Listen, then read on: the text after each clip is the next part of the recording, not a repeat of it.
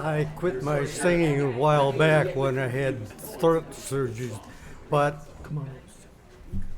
All right, yeah, get right up here at the center, Mike. Let's see what's but I have a short story that I would like to read to you. I little with the throat surgery, I had a complete letdown of being able to talk, but it's better now. So I'll read this to you. It's called One More Box Lunch. Years ago, a young Air Force man was stationed at Misawa Air Force Base in northern Japan. He had been on temporary duty several hundred miles to the south at Tachikawa Air Base near Tokyo. When he was scheduled to go back to his home base, he went to base operations to get a hop or a flight to Misawa, where he would be joining his Black Sheep Squadron and he would resume his assigned duties as a jet engine specialist and troubleshooter on top secret atomic bomb carrying atomic bombs. He got a flight out on a C-119 cargo troop carrier, leaving at 2 p.m. that afternoon. He and 6 other airmen boarded the aircraft and buckled on their parachutes. The flying boxcar C-119 was loaded with cargo from front to back and to the top of the cargo area. The flight engineer loadmaster said the plane was loaded heavy and there was only safe flight available for 7 people. While a pilot and co-pilot started the 2 nearly 4,000 horsepower engines halfway around the world about 3 a.m., 13 hours difference from Japan to Michigan. His grandmother was suddenly awakened with the realization that her grandson was in dire danger. She immediately got out of bed, knelt down by her bed and prayed. Meanwhile, the crew had taxied the plane to the run-up area near the end of the 6,000 feet runway. The crew checked out each of the 27-cylinder engines and 10-foot propellers for proper operation before takeoff. The control tower cleared the plane for takeoff as the pilot taxied onto the runway and pushed his throttles and propeller pitch control ahead for takeoff. The heavy plane shook as it gained speed, using up most of the runway before becoming airborne due to the maximum permitted load.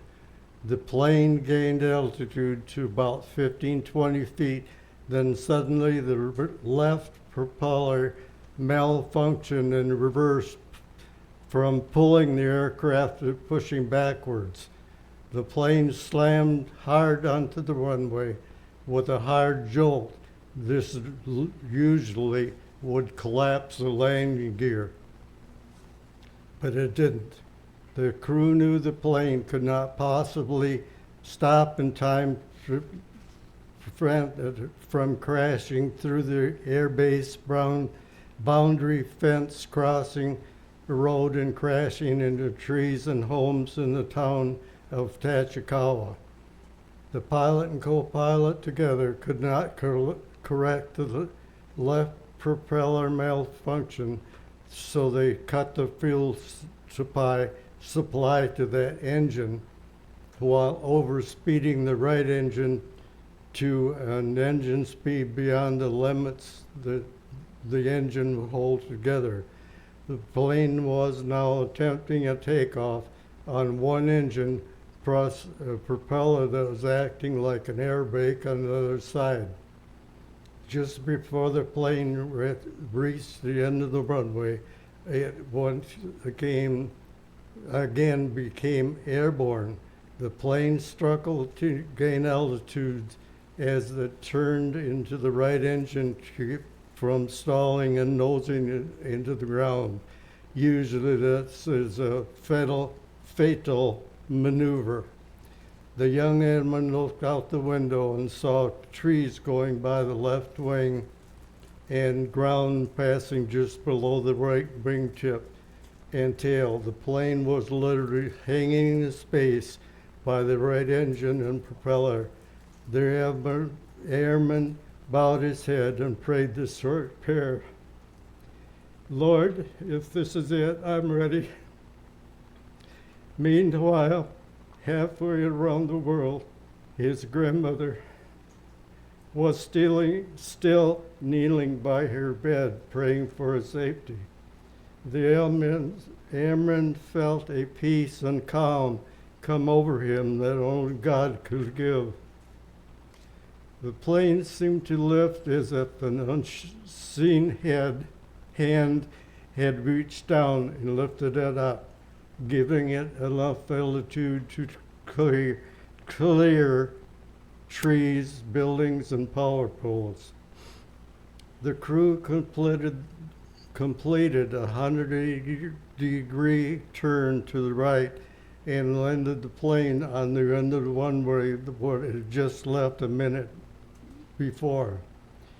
When the plane touched down, every crash truck, ambulance, fire truck was heading for the end of the runway.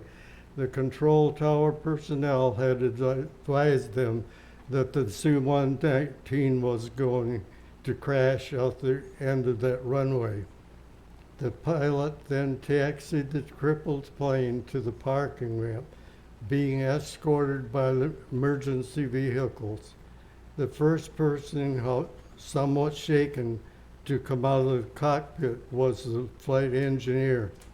When he stepped on the step, he said, "Guys, one more box lunch, and we wouldn't have made it." And the box lunch is a sandwich, fruit, milk, and a cookie.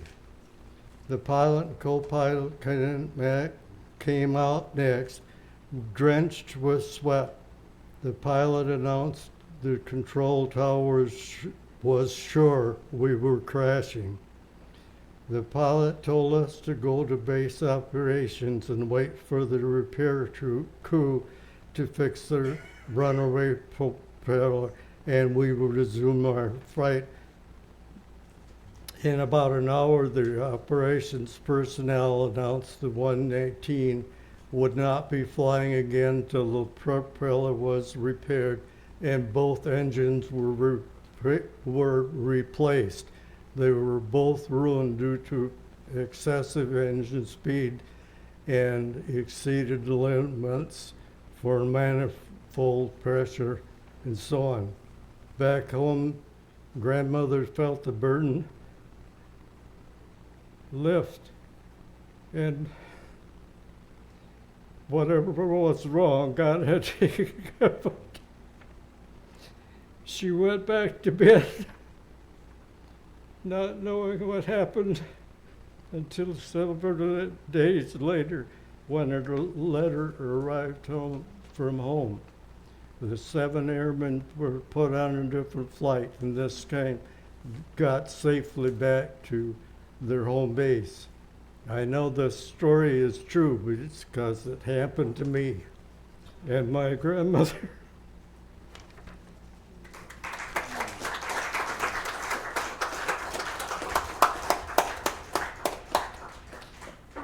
Thanks, Richard. God is good.